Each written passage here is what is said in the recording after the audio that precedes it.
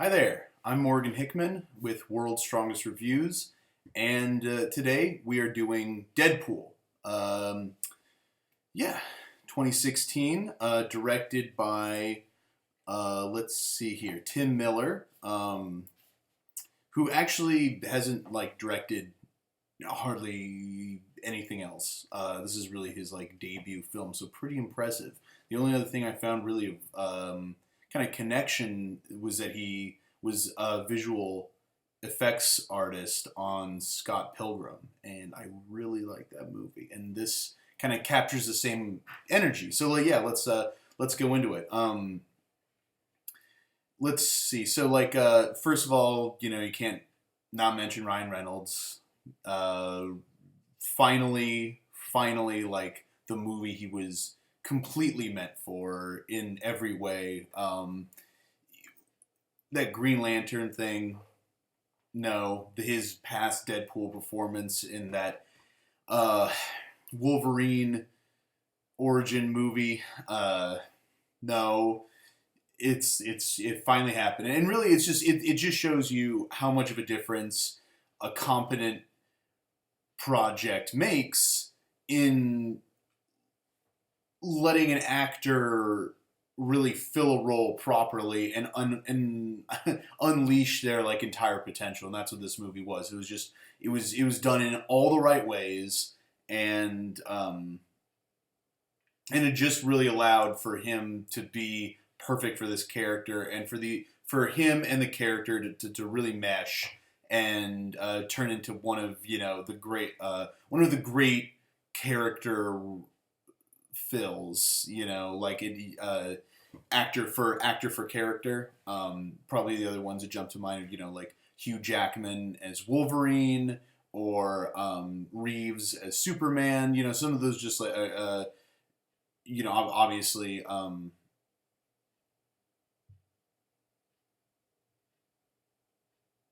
forgetting his name. The guy who was Batman. Fucking Batman. Christian Bale. Right. Sorry, Christian Bale. So anyway, yeah. So great casting. And I'm not gonna, go through the plot step by step as I do with some of these, but opens up. He's a muscle for hire, just beating up, pedos and stalkers and stuff. And so he's kind of this do good, he's already a mercenary essentially, but he'll let you know he's not a hero. I'm not a hero. And that's very, nailed in. The whole movie is this guy is not a role model. It's not a hero. Don't think of it that way. Don't judge it like that. Angry moms, don't get mad at us. Your kid shouldn't be seeing this. It's rated R.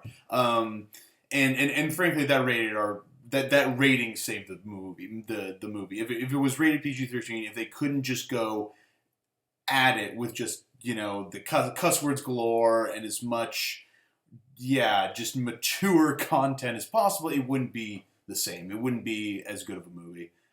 That's just fact. And then, so let's see. He gets a girlfriend. They're in love. He finds out he's gonna die. Person from shady. What is it, like ex military type. Shadow corporation experiments, military stuff like that, experimenting on mutants. They take him in. He agrees. And then it turns out, oh no, we're just experimenting on you. We're not trying to cure you. None of this is what you thought. We're just gonna torture you and bring out your powers and all that. And so now you enter kind of like one of my few flaws with the movie is the casting of the bad guy, Ajax. I'm not a big fan of who they chose. They've been doing this a lot recently with young, attractive Brits. And not that I have a problem with Brits, but just, they don't look like bad guys. They're too pretty, I guess, is really my problem, is that they're too young and muscular and kind of they look like heroes, kind of. If he wasn't grinning or had the evil look all the time, he kind of looks more heroic. He looks too attractive. He's not villainous and just like intimidating like other villains that have appeared and really it just I think it comes down to that. Just don't go with any actor that's aspiring in hero roles and then cast them as villains, because it just doesn't. I don't think that overlaps well. And I didn't think he looked. No, he was just too. He was younger than Ryan Reynolds, and that's like a big thing for me. It's like if it's gonna be like the big bad guy, they normally have to be the same age as or older than the main character. I don't know why. Unless that's part of the movie, which it isn't in this. It doesn't matter what age he is. And his powers are kind of vague too, I guess. So yeah, so really like the bad guy was kind of my only little problem with the movie. Um, but yeah, so and also like the way the movie's set up, I forgot to mention is like it starts with him, and I could tell this from the trailer that this was going to be, they don't show you this much of an action scene if it's not in the near the opening. So of course it's the opening action scene, and because you just start with him as Deadpool. He's drawing the car. He's talking to the Indian kid, Dinesh or whatever his name is, and their banter is really great. And props to them for having, I know he's Indian, but just anyone from that area of the world playing a somewhat normal person is always a good kudos in a movie. And then he goes from there and he starts killing people, and then it's intercut with this long fight sequence. His whole past, I think, leading, because really the whole movie takes place in one day. Essentially, one day. Really, it's just him wrapping up the past as this day goes on. Which I don't have a problem with, because again, it's another thing like how do we work around this origin shit, because it's superhero movie. If it's not a sequel, it has to have origin in it, and so writers and directors are constantly, I think, trying to figure out ways to get around that and make it just more interesting. And they did in Man of Steel, and they do in a lot of movies now, where just pepper it in while the events in the present unfold, and this movie works a little better. So anyway, so it cuts through this action sequence, and the action's really great. The shit talking by Deadpool, the opening credits even are all make it.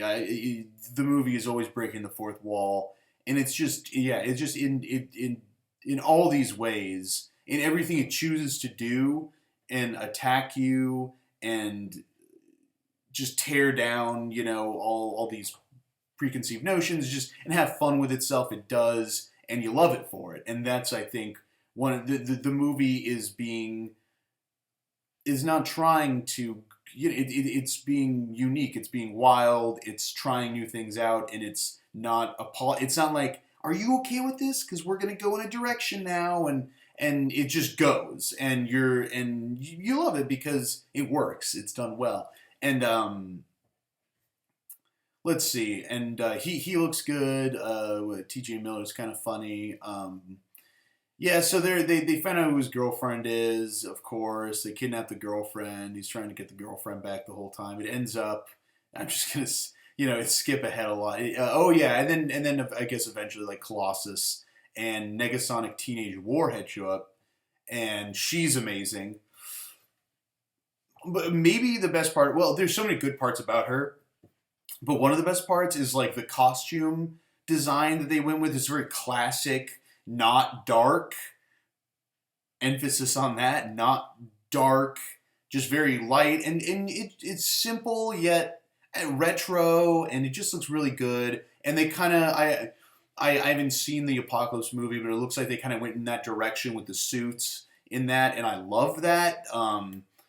There's a video on the internet about coloring of superhero suits, and how in movies that started to get darker and worse, and how that's such a bad idea, and so every time they steer away from that and go in a more colorful, lighter direction that looks closer to the actual content it's based on, I'm happy.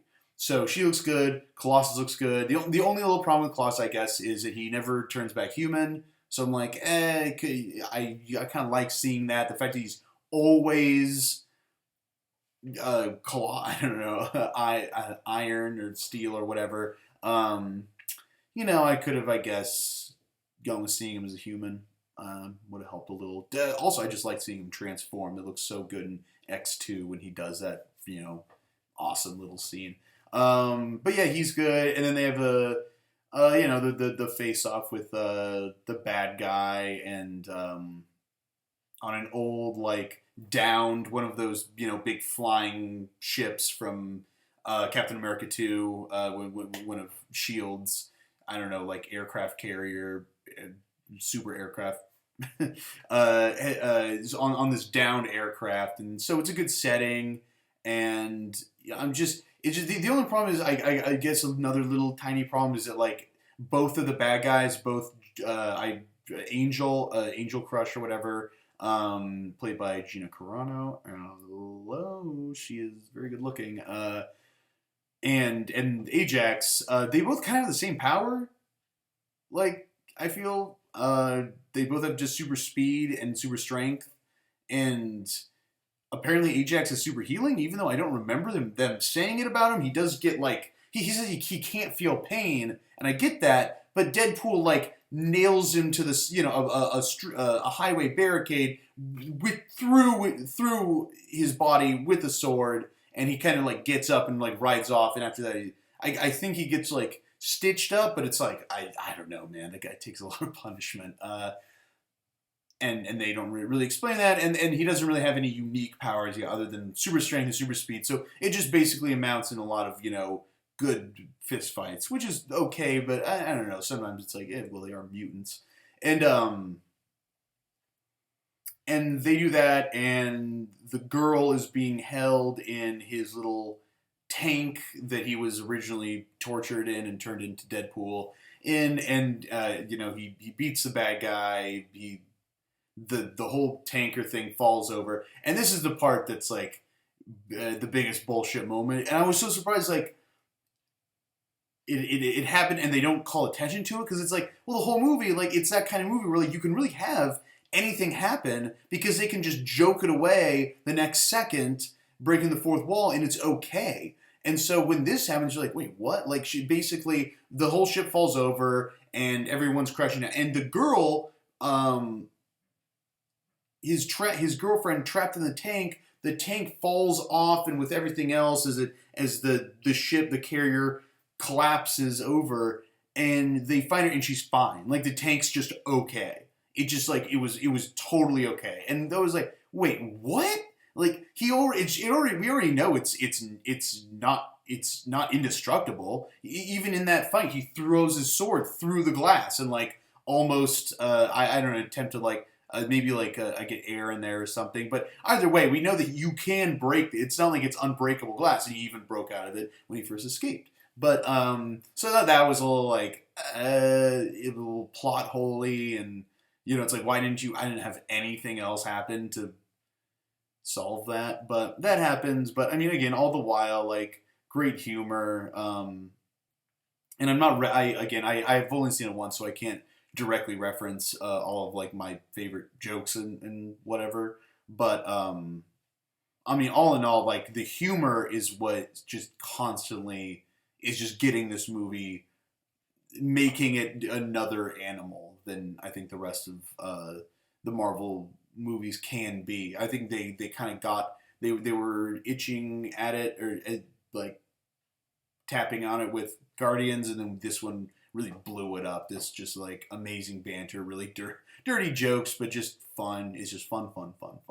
So yeah, all together, and then he caps a bad guy and Colossus pukes, and he's why couldn't you have done that? But and he ends it with him saying, "I'm not a hero. I'm not the hero." And yeah, and then he gets a girl and everything's good, and I kind of forget the exact ending, but yeah. I mean, so all in all, I liked it. I had few problems, and it's probably in just the landslide, the constant landslide of Marvel movies that are coming out that are almost, sometimes I say they kind of almost hurt themselves because it's becoming, you start to notice the formula more, and they kind of start to become boring. And I'll talk that, but I'll go into that maybe later, a little bit, maybe in like some in my Avengers review. But it's getting to the point where you really need things to start mixing it up, and you need movies to start being unique and differentiating themselves through not only like content, but through aesthetic, through like direct. You need to be able. They can't all look the same. These movies, and that's something that's been worrying me, and why I don't rate a lot of Marvel movies as high as some other people do, because they just kind of blend together sometimes, and I don't think that's a good thing as a film fan. But this one did. It broke away. It was super unique. It was super funny. So yeah, I'm giving it B+. B+ for Deadpool. It could be an A- territory. It could. There's an argument for A-, but B+ is like the definite cement. So yeah. Hope you guys check out more World's Strongest reviews. Check out some World's Strongest comics, and keep nerding out. Yeah, take it easy. Adios.